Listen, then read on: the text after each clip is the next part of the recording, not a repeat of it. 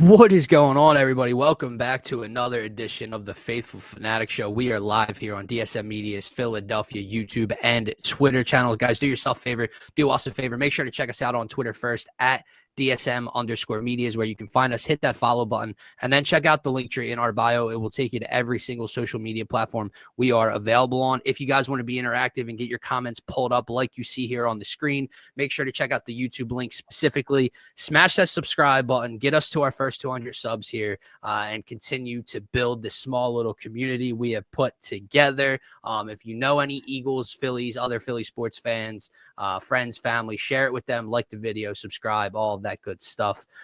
Well, this fun Friday, Scotty, I'm over here trying to not grasp at the back, but well, we got Phillies 2-2 against the Giants. Marlins, the Fish come to town this weekend. We'll be down there tomorrow, so we're going to talk about this series. Alec Bohm possibly out of his slump, but center field remains a huge issue. Depth in the bullpen remains an issue. So we're going to talk about what happened over the last 4 games. And then the NFL draft, man, it's right around the corner. Eagles are birds picking at number 32. Will they stay there? Will they move up? Will they move back? Dallas Goedert rumors continue to pick up steam. Will they go after a tight end at pick number 32? We got a lot to talk about, man. But, we did already. We did. That's why we already did that. Yeah. That's why I got a little unfocused there for a second because it was. My man, you're going to have to go stretch it out after this, bro. Yeah. Get right for tomorrow because you can't be out in the Phillies parking lot, all tight and shit. So you shouldn't be. Get that ironed you shouldn't out. be, but we're going to do what we have to do. All good, man. Happy Friday. You mentioned what we're going to get into. I'm obviously getting excited for the NFL draft, the Eagles, seeing what young guys they bring in. But obviously we had a 4-game series against San Fran earlier this week. The Giants, that is, and we go and we split the series, man. And I'll ask you, how do you want to start? Do you want to go like overview for the whole 4 games, or do you want to go game by game? Like, we can just kind of overview the 4 games, right? So that works. But I've grown, I think, as a person, Scotty. I've grown as a person. I love to hear that. And as a Philly sports fan, and I think it's because of this team and it's because of social media and what me and you do here, because I've taken this series in stride, man. I don't feel the need to put my defender cap on and have to continue to say how early it is. And, they split a series. It's fine. Like, I don't feel the need to have to go and, go after people that are so negative on this team, because I do realize the flaws and I do realize that they're not playing great baseball. I do realize the runners left in scoring position. I do realize the bullpen flaws. I realize all of it, but I've grown because, man, baseball's just such a long season. And you know what's really sticking out to me? I'm listening to the radio. I'm seeing clips. I'm listening to people in New York right now. And don't get me wrong, it's a beautiful thing, man. But there's a guy that's signed there for a couple $100 million to wear those disgusting orange and blue uniforms. And he's underperforming right now. Yeah. And that New York fan base and those radio hosts and podcasters, they are unhappy with Mr. Juan Soto right now. And he had some comments about the Yankees and, how, he's being pitched differently last year. Obviously, Aaron Judge was behind him in that lineup. So they're upset with that. They are losing their minds. And what I took away from it and looking at it through the same lens as the Phillies, man, is they're freaking out. And all I can sit back is kind of chuckle and say, guys, it's Juan Soto. Like, you do realize he's going to be okay, right? It's okay to be frustrated with how he's playing right now and even be pissed off at the comments he made. But Juan Soto agreed to come here for arguably the rest of his career. Yeah. And Juan Soto is going to be Juan Soto throughout the course of a baseball season. I promise you, he's not going to hit 235 for the rest of his career, the rest of the season. So I see that, and I look at what's happening with the Phillies, man. They're playing every day this week. They went 2-2 against a really good team. Will we have loved to take 3 or 4 at home? Absolutely. But 2-2 against a really good team. Christopher Sanchez was unbelievable yesterday. 12 strikeouts in the win. Bohm's hitting over 300 over his last 3 or 4 games. You can't freak out. That's what I came away from the series feeling, because, we were going back and forth with the comments on, what was that, Monday, Scotty? And, they go and lose that night. And it's like, oh boy, here we go. And then they give up 11 runs and Taijuan Walker looks like trash. And it's like, oh boy, here we go. They went 2-2. That's all you can take away from this week. Yeah, no, I agree. And to your point, the New York Mets are 12-7, so they're actually at the top of the NL East right now. One game ahead of us. One game. I think it just shows you maybe New York has an even more volatile fan base. Maybe. No, I agree. Honestly, I think you look at the series split. Yes, you would love to take 3 of 4 here, especially at home, of course. But it is a good team. It's the San Fran team that is 13-6 right now. They did just come off a series win against the New York Yankees, who everybody considers World Series contenders. So they're just better than what we expected coming in, for one. Yeah. And maybe they're just a good club. I will say one positive that I took away from the series for the Phillies is they put up runs in each game. Like, that's something we were complaining about, the offers. Correct. Right? They put up at least 4 runs in each of these games. Right. On a good Wheeler night, on a good pitching night, could win you some games. Going to win you a lot of games with this pitching staff. Third game of the series, right? Things just didn't go right in 2 of those games where the runs just got kind of out of hand, right? And the game got away from them. But to your point, man, I just don't think we need to be passing any final judgments. I think what I've seen, maybe we could say over the last 2 weeks or over the last week and a half. Yeah, 2 weeks. This week and a half or week with the Giants, it was the pitching that kind of let us down, right? And it was specifically the starting pitching that kind of let us down in this series. And when you looked at the problems from maybe a week or so ago, we were complaining about guys not, getting hits consistently. Guys like Bohm, right? Guys like JT Realmuto not contributing. Those guys contributed on this series. So I think there's a positive with the negative. Yes, you want better from your starting pitching specifically. But on the other side, you did get some bats going. You were able to put up some runs consistently, and you come away with a 2-2 split against a 13-6 team. So I agree, man. I'm not going to come out of this complaining at the end of the day. Right. I do think make some good strides this weekend, get better, and win the series against the Marlins, right? That's what we're looking at as the season goes on. We're just going to have to create little goals, right? Little goals within this 162 game long baseball season, and work with it that way, man. But yeah, I do agree with you as far as not overreacting.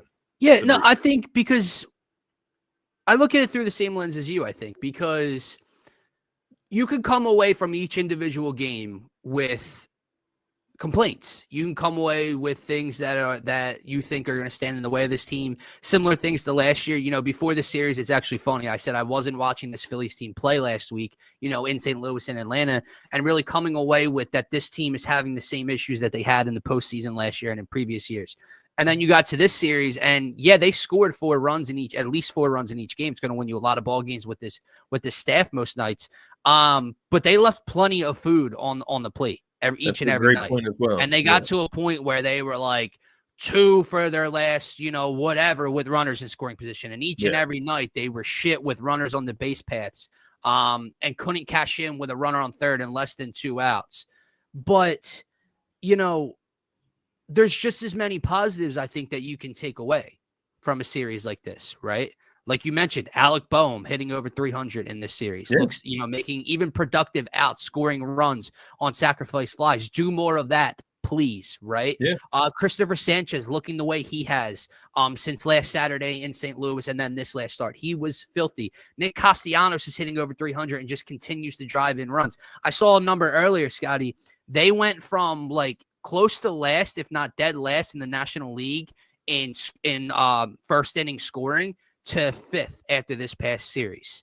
That's how much damage they did early in the game, right? Bryce Harper, getting a little bit over getting on that heater, right? That power starting to power's coming back. Yeah, there are just as many things you can point at as positives as there are complaints and negatives, and that is, my friends, the course of a baseball season. That is the course of a baseball game. It's very rare that 1 through 9 in the lineup and each bullpen arm and your starter are going to be on cue all together at the same time. They split a series with a damn good team, and now they have an opportunity, Scotty, on this long homestand. Wheeler on the mound tonight. We'll be down there tomorrow, 2-day games, 2 afternoon games, to possibly sweep a division rival. And now you look at it, and what are we now, 11-8? 11-8, yeah. Okay, well, you could be 14-8 come Sunday 14 night. 14-8. I did want to ask you about one guy, Aaron Nola. What did you think of his performance? Yeah, it's a great question. There's another guy we could talk about in a second too. It's funny because now we're going to start to get to some of those negatives because that's where the talking points really lie. The reason I asked that, man, and maybe this isn't the best example, but is it more on Topper and staff to realize when things are about to go haywire with Nola? Like, it just becomes like this, like, take him out before. Possibly, but that's letting him off the hook too easy. Right. Because at the end of the day, he has to come out and deliver. And you cannot, in the top of the first inning, walk multiple batters, walk in multiple runs. And what did he put us down immediately? 4-zip in that. I was going to say 5, but I believe it was just 4 in that first inning. And then he starts to cruise, Scotty. I believe he finished with 7 or 8 strikeouts. He starts to mow down that Giants order from the second inning to like the 5th or the top of the 6th. And then whoopsie daisy, that's to your point. Maybe, you try to foresee something like that. Like, yes, he's on a roll right now, but he had the first inning blunder. If we can escape this Aaron Nola game with just 4 runs, and at that time it was 4-4 because of the Bryce 2-run homer, the offense brought you back into it immediately. Maybe that's a point where the manager, the pitching coach has to try to be ahead of the curve, right? Even if it's not looking on television like he needs a pull at the moment. But Aaron Nola, shorten the leash. Yeah. 0-4 in his first 4 starts this year, man. It's the first time ever. Hasn't happened. What's he got on the year, Scotty? Let me see. He's got a 6.65 with a 1.66 whip. For those of you that do not know, that is walks and hits and per innings pitched. Almost 2 base runners an inning he's allowing, Scotty. It's unacceptable for what Aaron Nola is doing right now. He has to find a way to turn things around because we look at this rotation and he's such a critical part of it because he's not that number one that we used to beg and plead for him to be, that Batman or that Robin to Wheeler's Batman, right? The 1A, 1B conversation. That's gone. But you made the addition of Jesus Luzardo. He's dealing so far early in his Phillies tenure. Yeah. Christopher Sanchez dealing early on in the season outside of, I think he had one little shaky outing. You've gotten 2 out of 3 games for exceptional starts from Taijuan Walker. Aaron Nola is the glue in the middle of this rotation that makes it so dangerous because teams don't have an Aaron Nola in their 3 or 4 spot in their rotation. You do. And right now he's pitching like a guy that doesn't deserve to be in this rotation. Yeah. And I think that's just something that you have to, once again, it's kind of like what we were talking about with Bohm. Like he was hitting at such a poor rate that it can only get better, right? Yeah. And I think that's what we're looking at with Nola. Like, you're not wrong. This is the basement. Like we need to get back up closer to that ceiling more consistently. But you just have to hope that he's hit his floor and that he can only go up from here. Do you think it's like all his fault? 0-4 in the starts. Like, is that all his fault, or? I mean, when you look at the numbers, no. In two, he's been really bad in 2, and fine to okay in 2. So the Dodgers game, I believe he only allowed 3 runs in about 6 innings of work. I believe we only scored 1 run on that Saturday Dodgers game, the lone loss against LA. Yeah, okay. So he didn't get any run support in that one. He had a few too many walks in an inning in St. Louis, but I believe that's the first night that we got shut out and we lost 2-0. Okay. So he got 0 run support in that game, and they only gave up 2 total runs as a staff with him on the mound. So it's a balance. The problem is the bad is so bad. Disgusting. The Washington game, his first start when we could have gone for a sweep, Scotty, gave up, 2 home runs in like the first 3 innings of that game. The 4th inning. Duh, there it is. The wheels fell off. He doesn't give them a chance some nights to feel like this is their night to settle in, right? And sometimes you need the bats to pick you up early. Sometimes you want that first, second inning juice like they've gotten. But you can't put your team down 3, 4, 5-0 early in a game. The Dodgers game's a perfect example. Even though it's one that he pitched well in, we scored in the bottom of the first. Now it's the only one. It's the only run we scored. Back. But you went up 1-0 in the very next inning. I believe he gave up a 2-run home run, and we were down 2-1. Gave it right so back. Yeah, that's part of the issue. Another guy on the mound I want to talk about. I got 2 more for you, man. Yeah, Taijuan Walker. Yeah, I knew we were gonna go there. We get the experience tomorrow afternoon. We get to see what version of Taijuan Walker in 2025. Maybe I should. So it'll be interesting. It'll be interesting.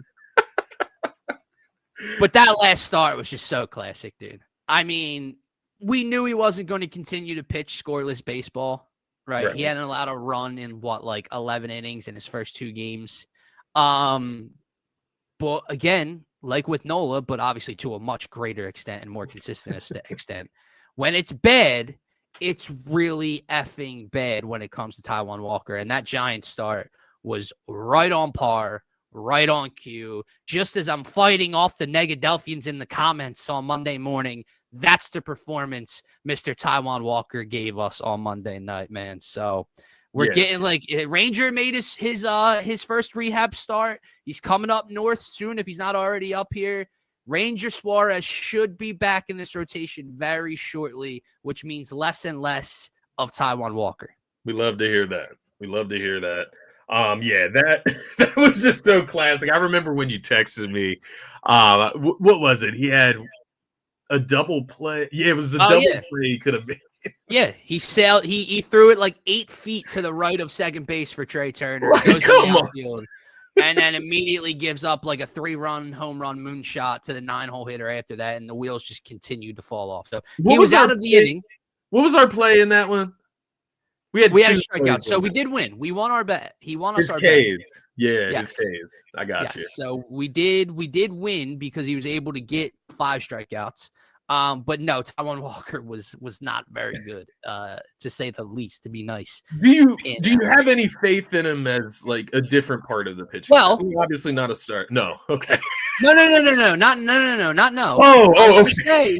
I was like, damn. Well, this is where tomorrow becomes so interesting because now it's up here, right? If you're him, you've had the struggles since signing in Philadelphia.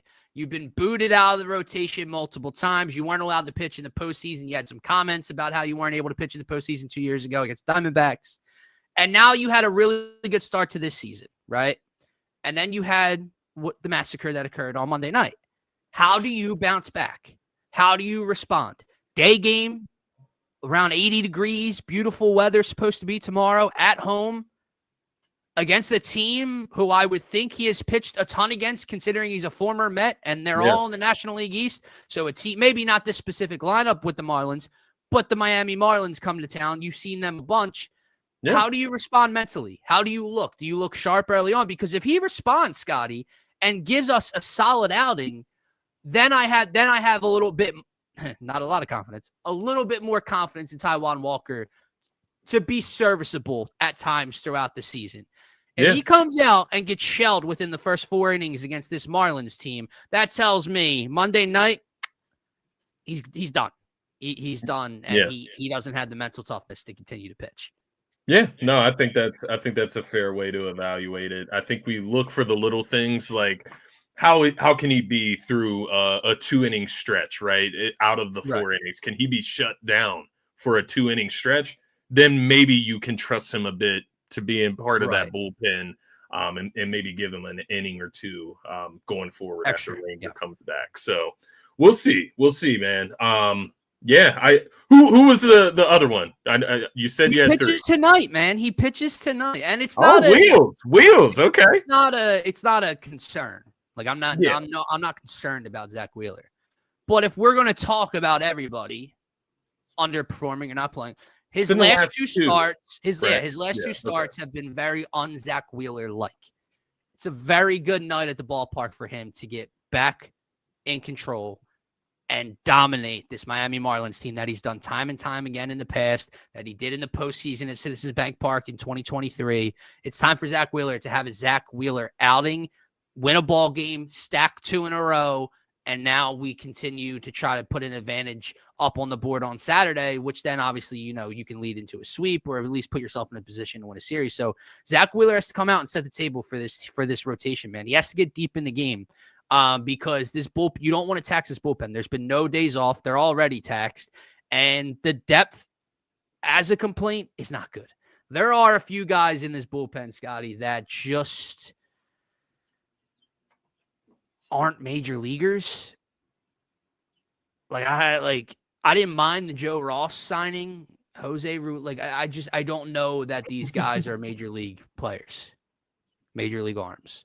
So you have to get deep in this game if you're Zach Wheeler. Give us one of those dominant starts and help us win a ball game tonight. No, I completely agree.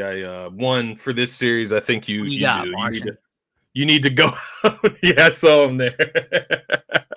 What do you got for me today? The big laugh out louds for us. But no, I agree. I think this is a good point for the Phillies to put their foot down, get a series win. It would be great if you go out and get the sweep. We end up on Monday morning 14-8, right? That would be a great look. I think it does start with Zach Wheeler tonight. I think he can kind of discontinue that trend of the starting pitching from the last series in his last 2 and get back on the right track. I did want to ask you, bats, Sandy Alcantara, how are we feeling with the bats going into this series, but then specifically tonight as well? Well, like you mentioned, right, this last series with the Giants was a little wonky because they scored a minimum of 4 runs in each game, but left a lot to be had, right? Yeah. Left a lot to be desired. Did not hit well in the first couple games with runners in scoring position. They had that major inning against Robbie Ray after the Nola implosion where they got bases loaded and nobody out. They scored 2 runs, but they were from walks. They didn't get a hit with a runner in scoring position in that inning, and they continued that through the next couple innings until Bryce homered with a runner on first, I believe. So they weren't hitting well at runners in scoring position. I think they did a really good job early yesterday of doing it and then adding on to help out the bullpen as the game went on. I'm confident in the lineup right now. I think Kyle Schwarber, Nick Castellanos, and Bryce Harper are locked in.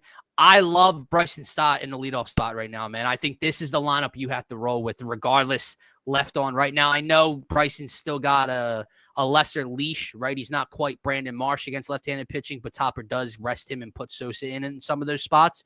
But I would roll with that lineup, man. I would keep Bryson at the top of the order, trade it to Bryce, Schwarber, Castellanos. That's what's helping you, man. Damn, Martian. You going down a dark hole, my man. Yeah, I mean, listen, I'm going to get. I'm going to try not to be mean, but I think Martian's delusional. I'll say that. I think Martian's a little delusional. Like we last spoke on Monday, they split a series. They were 2-2. What are we LOL like?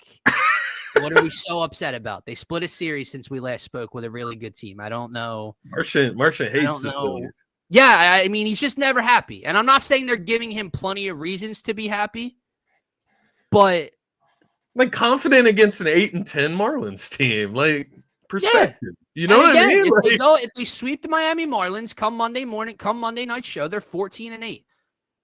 Arguably in first place to the National League East at that point. So if that happens, what are we going to come back? Phillies suck. Because again, it'll still be April and they're 14-8. So I just don't know. No, I do. Too, brother. I love you too. I'm not genuinely being mean. I'm just saying I don't it's what's today? April 18th? And they just split a series. It's nothing's down the shitter at the moment. The Sixers down the shitter. He doesn't have the Sixers hurt anymore to hold on. True. You know what it is? Because and I think we crave it as well. I think Martian likes the pain. I think he was very hopeful the Sixers were made the playoffs just to hurt us again. Make the play-in just to not make the playoffs. Yes. I think he enjoys the pain. The pain. It could be I'll say this. We could be the Chicago Bulls. and just stuck in fucking purgatory of Yeah. just a constant playing team. It's like them and the Atlanta Hawks, just constant playing teams. Now, the Hawks have had a little bit more recent success. We know all too much about that. But constantly there, not good enough to get not bad enough to get a lottery pick to really turn over the roster or help you in moving forward, and not good enough to do anything come May or late April. So it could be worse, I guess, man. Yeah, it could be. The only thing that could get worse with the Sixers is if they don't get that first round pick, man. Like they need to get that pick to make this season okay. Like not okay. I don't even mean that. Just to make it just not as like dreadful. Yeah. But so I did want to disagree with you on the Bryson Stott leading off thing. I think he's done great in that role, and I think the way he plays fits what you need and that's basically a guy that's going to get on base. He's not, this guy that's going to abuse the batting box, right? Yeah. He can earn a walk. It's very important. Bryson Stott's eyes. It's what you think of Trey Turner. I get the idea there with him leading off as well, but Bryson is just looking better in that role right now, and you can use Trey in multiple spots. So I think that's a great thing about him. But I agree, and hey, it gives Bryson more confidence too. Yeah. To one of it was either Martian or Brian's comment the other day, but it might have been Brian actually. Trey's hitting 227 right now. He's not like, it doesn't look that bad though, does it? Like this past series, he doubled in the first inning in one of the games to score. I think the Walker start on Monday night. He doubled to put runs on the board early. He's had a couple big singles. He's walked a couple times. He obviously got hit. Thank God he's okay and didn't hurt his hand last night. But it doesn't look like 227 bad, but it's 227 bad right now for Trey. So he's definitely got to start to figure it out. Max Kepler's another one, man. 228. I feel like every time I watch Max Kepler play, he's on base. I've watched him maybe he's just got too many like 0 for nights, but I've seen multiple multi-hit games. Yeah, right? I've seen multiple 2-hit games, 1 3-hit game. I think he's walked a couple times. Like it does not feel like Max Kepler's hitting 228. He's a guy I want to see Topper have a little bit longer of a leash with. He's been thrown in that like sit versus lefty conversation. I don't know his numbers versus lefties compared to righties, so I don't want to say something out of pocket that's untrue. You just didn't know that he was that bad to like that. Yeah. I don't think that was talked about when he came over. So why? And he hasn't gotten the leash like from day one. Like he's been in that rotation of getting the rest against left-handed pitching. I'd like to see him have more days in left field, man, because I think he's going to have to be a big piece hitting 6 or 7 for this Phillies team all season long. It is exactly what you hinted at, though, when you look at his numbers, like overall, and then look at it game by game. I mean, you look at his last, we could do 5, let's do 7 just to include the other ones. But in that series against the Giants, he played 3 of the 4 games. He had 2 out of 3 games with multi-hits. Yeah. Then you go back to St. Louis. He didn't have any hits against St. Louis in 2 games. Then against Atlanta, he has 2 out of 3 games with multi-hits. So what? That's 4 games out of 7 that with he has multi-hits apiece. Right. Or the none. Games, so he's going 0-4 though. Yeah. so that's where the lower average is coming into play. But still, I think for the most part, if you give this guy consistent days in left field, it might look okay. It might because I think, Scotty, when you continue to rest him, I think it's putting even bigger of a spotlight on the center field issue, which we can get to next. But like when you have Marsh and Rojas, which I think they've only done that like once so far, but you're putting Sosa in left field, Schwarber is not DHing, he's playing left field. You're putting an emphasis on the bad on outfield when you get to that. Like Nick is raking right now. Kepler's had, like you just mentioned, 4 games with hits. Let him play. If Kepler and Nick are hitting for you, we have an outfield problem isn't really an outfield problem. It's a center field problem, which, by the way, we can get into it now. Is a fucking problem. Oh my God. Yeah. You put some emphasis in that one.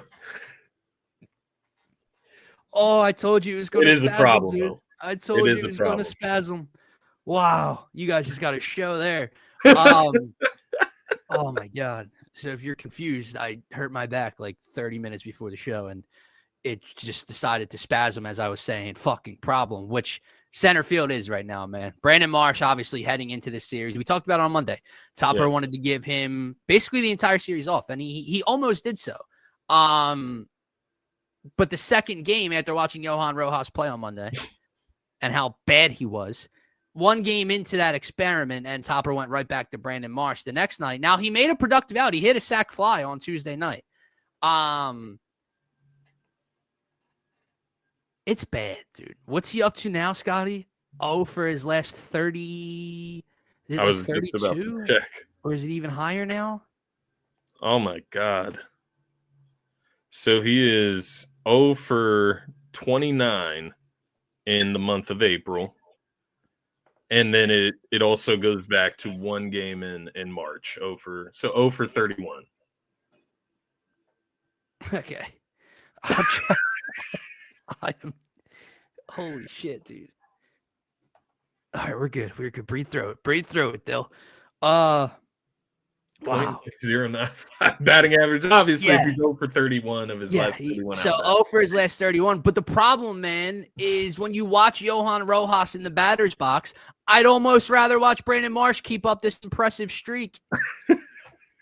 Dude, like, I know Johan doubled the one game. Like, he is so bad at the plate. I think it was Monday night. I was texting you about it. They had multiple opportunities to put runs on the board and capitalize with no outs or one out. And Rojas was hitting ninth, and they had runners in scoring position. All he has to do is put the ball in play. Here's what he did his first at bat. Took a strike down the middle, swung at a ball in the dirt, strikeout. So he looked at the two strikes right down the pipe and then swung at a ball down at his ankles. Doesn't put the ball in play, doesn't move a runner, doesn't get a run in, nothing. We score no runs. The next time he's up, I believe he has second and third with one out. All he has to do is put the ball in play. He comes up and I believe swings at all three pitches and strikes out. I believe he struck out 3 or 4 times in that ball game. I've seen him have one productive hit in his last, I don't know how many at-bats. And I know that sounds crazy when we're comparing it to Brandon Marsh, but Johan Rojas is so bad at the plate. And then you watch him in the outfield, man, and that's supposed to be it, right, Scotty? That's supposed to be the difference maker, the specialty. Yeah. I've watched him in limited action this year because he has not played a lot. I have watched Johan Rojas fuck up 2 different times and cost the Phillies multiple runs. You can go back to the game in Atlanta when it's Sosa's first time in left field. He doesn't take command of the outfield. And then the funniest part about that play was the ball still dropped right at Johan's feet. So, like, you were giving it to Sosa, but you were in the way. Like, it came right to your feet. And then he had the game the other night against the Giants where you're trying to get it into the cutoff man, and he sails the cutoff man and throws it about 98 feet to the right of home plate, and like 2 more runs scored. And he's just out there, chewing gum, whatever, spitting whatever. And it's like, dude, I want to punch you in the face right now. Is there any hope for him, like, future-wise? No. I saw somebody the other day say how they believe that the Phillies ruined him by bringing him up too early. Yeah. So, I mean, ruin's a tough word, but that is part of the problem. And that's why everybody beating the drum for like a Justin Crawford to come up. Yeah. It's not, you're going to get, maybe it's a little better. Maybe the kid is just that talented and it's a little bit better of an improvement in the box compared to what you have right now. You are going to stunt his growth. You are going to steer him in a direction that we don't want. If he's supposed to be up here in a few years, you do not come in to force that problem. Either Brandon Marsh or Johan Rojas has to figure it the fuck out, or Dave Dombrowski's got to be active on the phones come deadline time and find this team another outfield trade at that point in time, because it is a position that's killing them. What would you put priority 1 just right now? I know it's not going to happen right now. Yeah. But what would you put priority 1 just in minds of improvements, like external improvements? I still think it's 1 bullpen arm.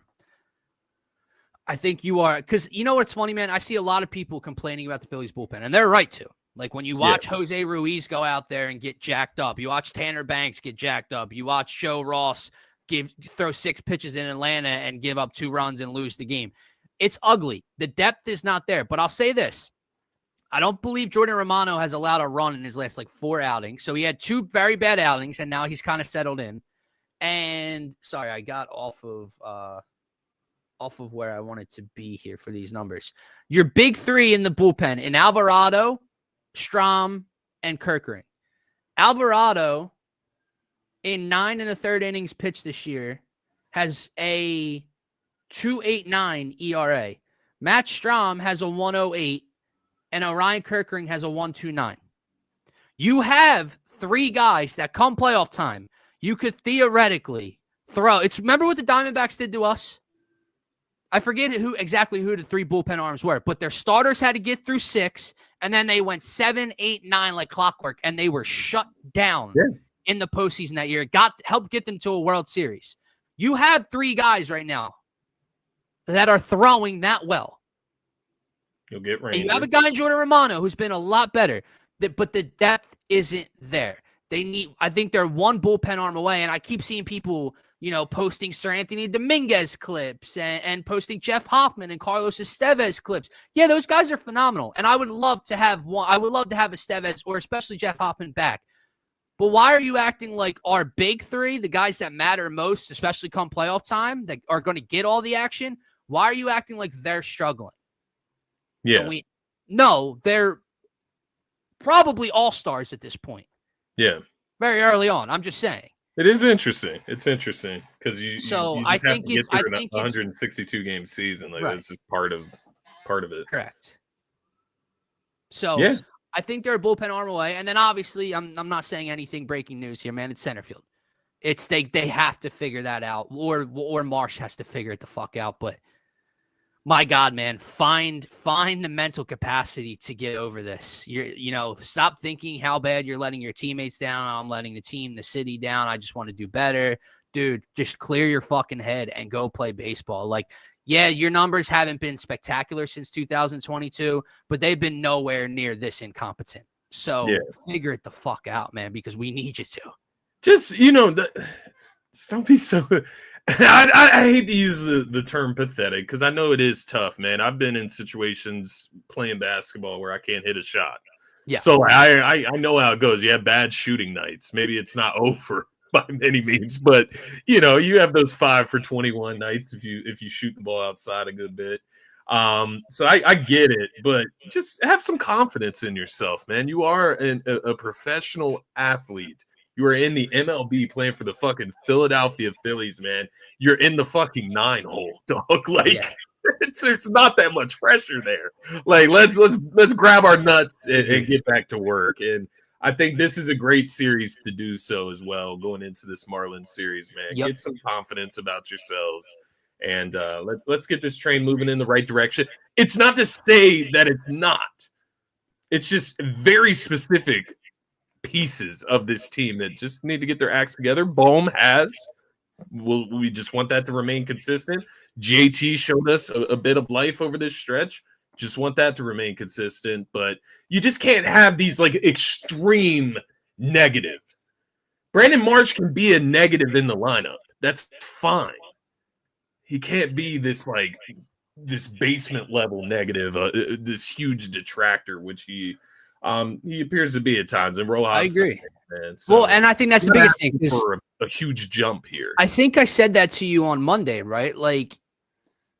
Find me a team that doesn't have a flaw in their lineup. Now, obviously, the way Bohm was going and some other guys aren't hit. Yeah, the Phillies had a couple flaws at the time. But, if Bohm continues to figure it out and gets back to even being close to a little bit of just contact Alec Bohm, shooting to all gaps, using the whole field. If Bohm gets back to that and Stott's leading off and the Phillies are putting together 5 runs a game and your 9-hole hitter stinks, find me doesn't have at least one spot in their lineup. The problem with what's happening over the last 2 weeks, Scotty, it feels like Marsh and or Rojas, even though they're all the way in the 9-hole, continue to come up with runners in scoring position. Inning after, I said it, the Johan Rojas start. Yeah. He had 2 runners on base and a runner on third base. I believe it was first and third and second and third with no outs and 1 out respectively in back-to-back at-bats. Of course, he's the guy in that spot. Yeah. Brandon Marsh, I said it to you. I don't know how. I know this is kind of flown under the radar. If Brandon Marsh just goes up there and keeps the bat on his shoulder for 3 strikes in Atlanta and doesn't hit into a double play, Kyle Schwarber hits a 2-run, 500-foot home run. The weather delay game. Obviously, like I said before, Monday morning quarterbacking, the game plays out different ways. You throw different bullpen guys at that point. Maybe Atlanta does score, because of a different cause. But Atlanta didn't score in 9 innings the rest of that game. So Brandon Marsh just does not ground into a double fucking play after Bryson Stott walks there. Kyle Schwarber's at bat is a 2-run home run, and the Phillies have a 2-1 lead heading into that rain delay. They just continue to do the worst possible thing. You can make an out, just don't hit into a double play. They hit into a double play. You can make an out, just put the ball in play, we strike out. It's like they continue to do the worst case scenario right now. And it's him now. Bohm obviously has been much, much better. Yeah, no, I completely agree. You just have to hope Bohm. Maybe this built a little bit of confidence for him. Get out of that bad. Can I throw praise to someone real quick though before we move on to some Eagles talk? Obviously, Kyle Schwarber has been phenomenal this year, right? We obviously know about the long ball. He's got 14 RBIs already this year, bro. He's hitting 284.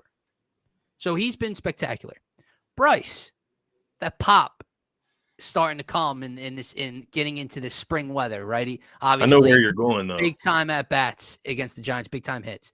Nick Castellanos has been so fucking good this year. And he's had some at bats, especially specifically when the broadcast says about how he's been laying off that low and away all speed pitch. And then he goes and chases one every once in a while as they're talking about it right on cue. So it gets emphasized a little bit. But his plate discipline, his eye, his approach has been so much better. When he comes up with guys in scoring position, it feels like it's just constant that those guys are coming around to touch home plate. Nick Castellanos has been unbelievable this year. 304 average, 507 slug so far to start the year. Driving in runners every time he gets an opportunity to. Obviously has the big grand slam against the Dodgers. I just wanted to say that because Castellanos is a guy that catches a lot of fucking heat. Ever since he's been a Philly, really. All the ups and downs, all the struggles, all that. He's been phenomenal to start this year. Yeah, no, I think that's a great shout out. And what you have to hope is that he can create this type of big 3 situation with Schwarber and Bryce. And that's what he's been able to stay at pace so far. You just have to hope that he can keep that up over a season. He's gonna come back to earth a little bit, right? We can't expect such great numbers across the whole season, but I do expect him to be up there once again. All-star level. He is a former all-star. He has done that. So we know he can play at that level. And if he does, man, it just one step further, one step closer. It's a fantastic point that you just brought up. The big 3 of those guys, right? Especially big 3. Especially if you keep the order the way it is. Let me Turner real quick. Yeah. I just have to go take a piss really quick. You're good. I will be right back, dude. I'll continue this point. Scotty mentioned Castellanos kind of becoming that third part of a possible big 3, and it's especially if Topper keeps the lineup the way that it is right now, with Stott and Turner hitting 1-2, kind of trying to set the table for the big boppers, and then it's Bryce, Schwarber, Castellanos. And why that's important is we would like to think it's where the money is. We've seen it all too well with Tobias Harris, with the Sixers, not living up to a contract. And I'm not trying to say that Trey isn't really living up to $300 million, but Trey Turner hasn't been one of the bigger concerns so far this season. But theoretically, the big 3 you would think would be Turner, Harper, Schwarber. Does it make a difference if Costi is that guy, if Castellanos is producing like a $300+ million man this year, and then you have the upside of a guy like Trey Turner being there for big moments, and maybe he's not hitting 20 home runs, maybe he's not driving in a bunch of runs, but he's getting on base for these guys. Maybe he's not hitting like a $300 million guy, but he's doing enough. So I don't know if you caught that, but I was saying, Scotty, theoretically, right? We like to think it's where the money goes, your stars. So we would think who would be your big 3 heading into the year? Bryce, Schwarber, Turner, right? Yeah. Does it matter if it's Castellanos?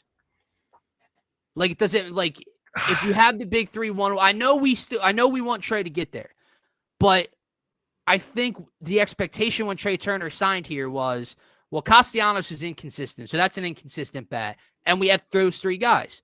Well, if Trey Turner's an inconsistent bat, yeah, he's not living up to $300 million, but if Nick Castellanos is hitting like a $300 million man, and you have the big three, doesn't matter. With a guy like Trey who can get on base for those guys, use his legs. Yes, it's not the total package of Trey Turner we were promised or we were hopeful of so far.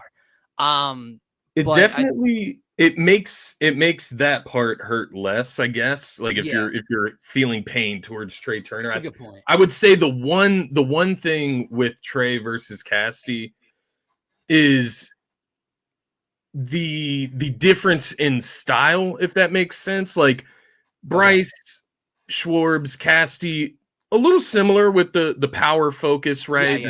Getting runs batted in. Where Trey is that guy that can just get on base consistently, can steal bases. So I guess what I'm trying to say, when Trey is on his game, he excels at things that these three don't necessarily excel at. Right. So it could create a difference, right? Like a harder to approach this lineup if Trey is rolling compared to Cassie. But no, I do agree. I think it takes some of the sting away. And the simple truth is I just do not expect Trey to perform at this level. Oh, yeah. Over the course of a whole season. Yeah, I'm glad you said that, because I would, no matter how bad it looks at times, Trey Turner is not going to hit 227. Let's make this a big four. Let's Cassie keep it going, and let's make it a big four with Trey, because that completely slipped my mind. When you said that, I'm glad you said that, because it completely slipped my mind with the way Trey's been playing. But it's a fair point. If you can get both him and Cassie going, that's how you win the World Series, man. That's how you get to the level. I'm glad you said that, because it's technically how Dave Dombrowski has built this team. Where's all the money gone to? Yeah, it's very... Nola got extended. Wheeler got paid. Wheeler got extended. He gave those two guys the bag. Yep. But this team, the big money is spent on the lineup and through free agency, post Bryce Hart. Like Trey Turner, Nick Castellanos, Kyle Schwarber, all here after 2022. Well, since 2022. Yeah. That's how Dave Dombrowski has constructed this team. So, that is the way you try to win a World Series with this current roster, man. Let's move on, because speaking of championships, a team that did just win a championship, hence the reason they're slotted to pick, at number 32, the last pick of the first round belongs to your Philadelphia Eagles, because they are the Super Bowl champions, Scotty. I don't know if you missed that game or not. Obviously, some overturn. When you win a Super Bowl, coordinators and coaches get plucked. Players get bags. Milton Williams all of a sudden is $100 million man, according to the New England Patriots. Josh Sweat goes and gets his money in Arizona with a new whip. You see that video? Yeah. Josh Sweat. What was it? You see how he still thinks he plays for the Eagles? Yeah, I did see that. Who do you play for? He said the Eagles. And he's like, oh, well, I used to play for the Eagles. It's like, oh, you miss it already, huh? He loves it. Darius Slay obviously moving on. CJ Gardner-Johnson traded. What are we looking at, Scott? Dallas Goedert on the trade block. It's looking more and more likely like our boy is going to be sent away this coming summer or however soon, which could potentially to some guys put the Eagles in the tight end sweepstakes when it comes to this upcoming draft class. Who are you looking at the back end of this first round? Let me ask you this first. Yeah. 8 picks this year for Howie Roseman. All 8 in the top 5 rounds. There's no way the Eagles are making 8 draft picks in the first 5 rounds. No, I agree. They using some of that back end, middle end leverage to move up. They trade back. What do you 20 picks in the first 5 rounds of the next 2 drafts. So fucking insane. 12 in the next draft, thanks to those comp picks. I think as far as what I'm reading around some of the mock drafts, some of the articles I've read, I've seen Walter Nolan mentioned quite a few times, a defensive tackle out of Ole Miss. And it makes sense, right? It makes sense as far as what the Eagles have done in the past. It makes sense as far as what Howie Roseman believes in the trenches, simply put. So I very well could see them, maybe not Walter Nolan out of Ole Miss, but maybe it's another defensive tackle. I could see them going D-line. I could also see them going edge. We lose Brandon Graham to retirement. You lose Josh Sweat. Another one. Good point. Those are two of your bigger, pieces of that rotation that you were working on the edge there, along with Nolan Smith. You hope that Jalix Hunt is going to be one of those guys that can pop right into it. You brought in, a couple low risk guys like Josh Uche, Aziz Ojulari. So you hope one of those guys can hit as well. I would not be surprised if they double down and try to add some youth there to go along with Nolan Smith, Jalix Hunt moving forward. So yeah, I could see that route. What I would say is my hope, and what I've really honed in the last week or so on, is that safety position. And I think it is just because of what the biggest piece to me that we lost this offseason. And it's CJ Gardner-Johnson. I think partly it's leadership too. And I know he's a outspoken individual. Yeah. I can almost see why the Eagles, he's volatile. I think that's a good way to put him without disrespecting what he contributes. He is volatile. He is outspoken. And I think maybe that's something that wasn't consistent with what the Eagles do. Possibly. Could just be money, though, as well, right? It's going to be interesting because I think the Eagles are going to wait and see how this first round falls out to them. Right now, in the latest mock draft from Mel Kiper and Yates over at ESPN, they have Malachi Starks from Georgia going 27th to the Baltimore Ravens. Seems like something the Ravens would do. I wouldn't put it past them. I could see them doing that. But 27, that's not that far from the 32nd pick. So if he drops past like 25, I definitely could see us trading up to go get him. Yeah. They brought him in for a top 30 visit, right?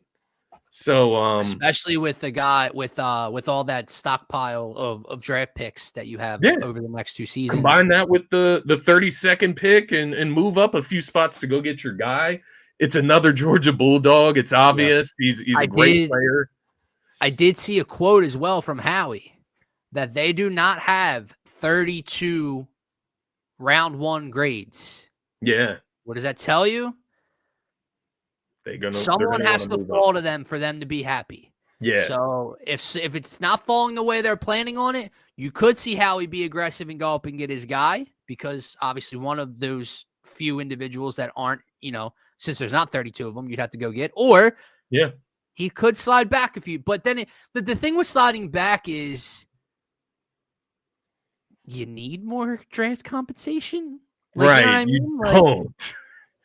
Unless one team, unless the team behind you calls and wants to move up one spot to the back end of the first round and you get the first pick of day 2 and a sixth round, I don't know what they would get, but unless it's not, and they're not taking anyone you have your eyes on, then I can understand the moving back. But you know what I mean? You're going to move back 5-6 slots to get a 4th or a 5th round pick. We have enough over the next 2 years. Right. You don't need that. You don't need use him to go get aggressive with your guy. But I do agree with you. I had everything I've seen, and I have not read into it a lot, so I'm not going to try to come on here. And I watched a lot of college football this past year. I'm not as keen on this draft class as I was last year. I'm seeing all defensive line in every mock I'm looking at, basically, except for 2. The 2 were the Eagles trading out of the 32nd pick, and the other one was a corner. I forgot. I didn't catch the name, but the other one was a corner. Which I just doubt a corner. No. You spent 2 top picks on it last year. Yeah. They both hit too. It's not like one missed, and you need to. You got options in house. I feel like you could roll with, but you can also go later in the draft as well and take a corner. So agree. I just don't see that in the first round. I do think it's going to be on the defensive line. If it's not, tight end from LSU. If you have plans to move Dallas Goedert, maybe Dallas Goedert gets moved on draft night, Scotty. Maybe that's a possibility. How do you feel about that? I would be surprised if they used a first on a tight end, but with that being said, it's the 32nd pick. It's basically it depends. You can look at it multitude of ways. Of course, it's basically a second round pick, they say, but I I would be surprised if they went against the grain and didn't go defensive line, or I guess you could list safety as a need. It depends how much they believe in Sidney Brown. You have Justin Simmons out there who's like begging the Eagles to go out and sign him. So I don't think maybe they don't move up for a guy like Malachi Starks. You know what I mean? Maybe it's just not worth it when you have other options. So I wouldn't be against a tight end. At the end of the day, if you're going to try to move Dallas Goedert this offseason, I would love to have a young. Maybe that's the moving back move, a couple picks and getting a tight end prodigy. there. I saw a thing earlier. Howie's last, I believe, 5 or 6 second-round picks are all hits. All money, yeah. I think I was going to say all Pro Bowlers, but they're not because Cooper wasn't a Pro Bowler this year. No. So no. I did see one mock draft. I think it was the same one with Kuiper and Yates on ESPN. My bad. They did not have. I don't know if I said that. They didn't have the Eagles drafting Walter Nolan. That's not where I saw it. I don't know if I said that.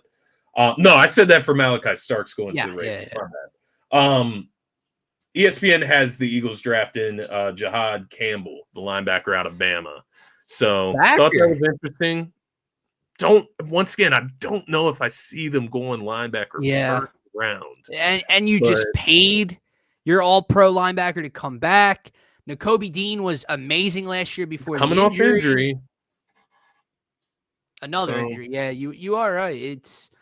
Look, I think the Eagles are in such a position where you're at a spot in the draft where people aren't all that like your regular fan isn't all that keen on who's available in the beginning of the second round, number 32 overall pick, right? They're going to read some mocks.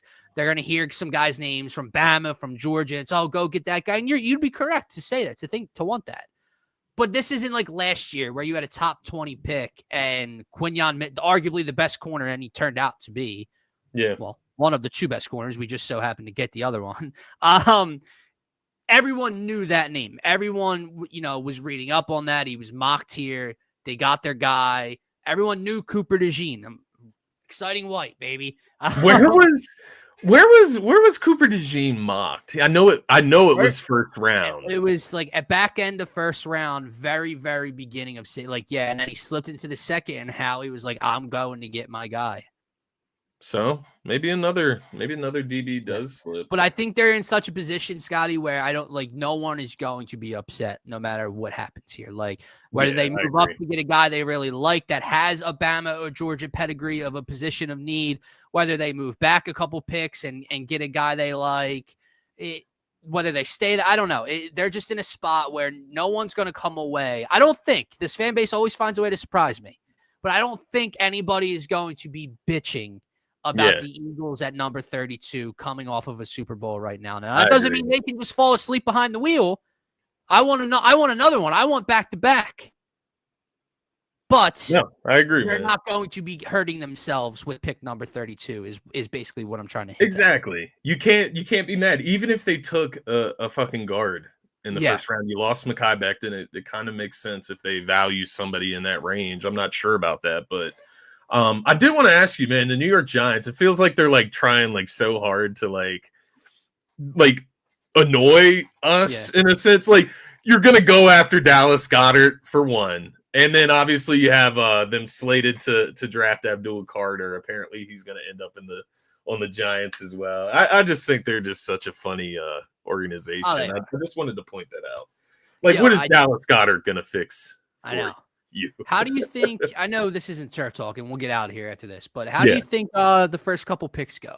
I mean, obviously, well, we know Cam Ward is a Tennessee Titan. Yeah, because that man said some of the most delusional shit I've ever, and I know why he's saying it, because that man got told he's going to Tennessee, so he's got to, being a good teammate, a good leader. He's got his guys' backs. But my God. When I saw those clips come out of his Twitch stream or whatever, it was hilarious. So Cam Ward's going number 1. Yeah. You got 2 guys in Colorado. And that also brings me to another thing. You see they're getting their jerseys retired in Colorado. Are they? Shador and Travis Hunter. And Deion Sanders made a comment over the weekend about how fucking ridiculous the backlash is. If his last name wasn't Sanders, no one would be caring. And someone said, Brother, that's the whole point. He's only getting his jersey retired because his last name is Sanders. Yeah. Like Travis Hunter makes sense. Like, yeah, a two-way player doing historical shit, that type of thing. Yeah. And I don't know, over the 2 years they were there, did you see their combined their record at Colorado? Nah, I didn't see it in totality. They're like 12-11 or 12-10, something like they're their most basic 500 mid-level team ever, and they're getting their jerseys, they're getting their numbers retired. But so I thought that was funny. My question is, because Ryan Clark had a very interesting point, and he said, unless you plan on using Travis Hunter both ways, unless you are drafting him to be that specialty difference-making guy on both sides of the ball, you are making a mistake taking him third or in the top 5. Because what he said was what makes Travis Hunter is the fact that he plays both ways. And he's damn good at both positions. But Travis Hunter is not a top 3 draft pick as a wide receiver, he said. And Travis Hunter is not a top 3 draft pick as just a cornerback, he said. I think it's a fantastic point because there's no way he's playing both ways, bro, in the NFL. I mean, maybe here and there, like he plays on the other side of the ball that he's not, really positioned at sometimes. There's no way this dude's playing almost 100% of the snaps both ways in the National Football League. I just cannot see it. And if that's not the case for you, you're making a mistake taking him top 3, top 5, because he's not that guy at just a singular position.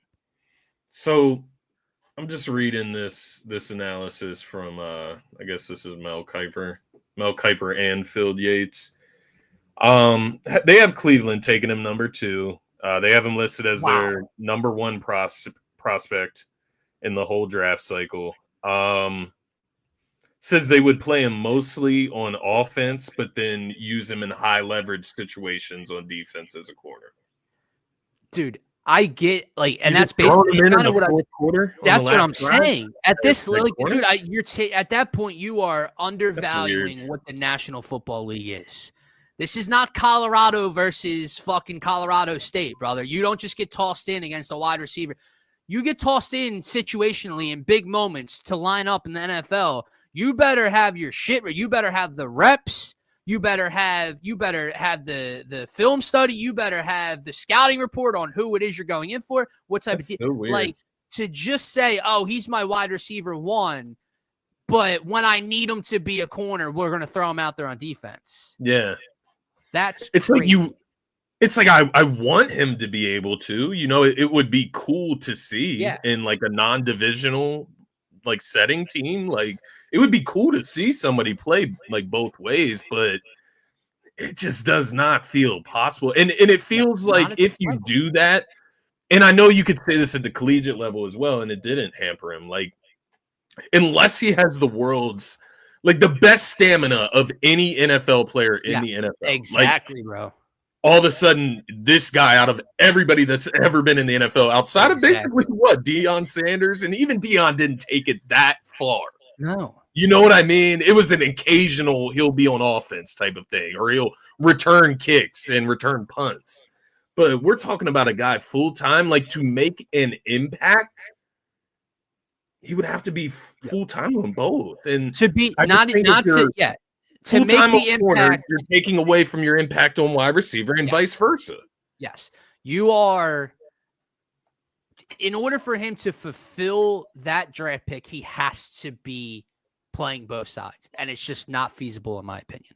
It's not. Yeah. And not just that, it's not just, can he have the stamina to play both sides? If you were taking him 2 or 3 overall as one of these teams trying to get your organization back out from underneath from the mud, the Browns, he better excel at both positions. He better be a Pro Bowler. He better be a lockdown cornerback 1 and a pretty good receiver, or a top 5 wide receiver and a damn good corner. Because if he's not, if he just he's out there running laps because look at me, he can play both sides of the ball. How the fuck is that worth the 2nd or 3rd overall pick in the NFL draft? So I thought Ryan Clark made a fantastic point. I hope the Giants take Sanders. Who was that? Ryan Clark.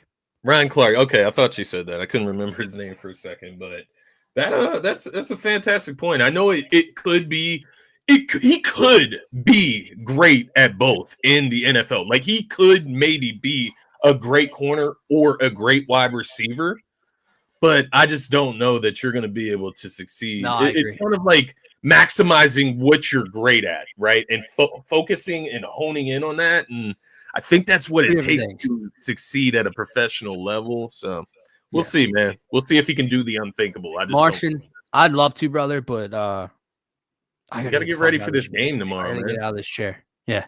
Gotta go get our beer. I will say, John Cena better bring home number 17, or I will be pissed.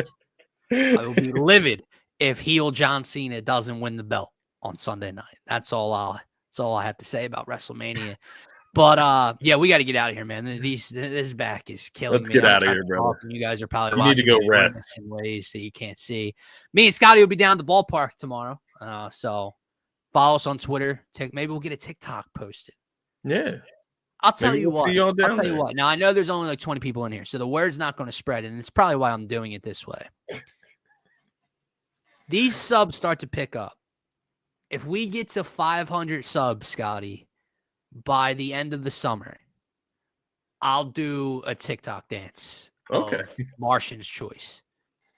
Okay. So pick a trend. We get to 500 subs by the end of August, and I'll do a fucking TikTok dance for the brand. Okay. We gotta see this. Yeah, I mean, so subscribe. We gotta make it happen. We gotta see this. Hey, I'll do a lot of things for subs, man. I'll do a lot of Martian, things. you on TikTok, man?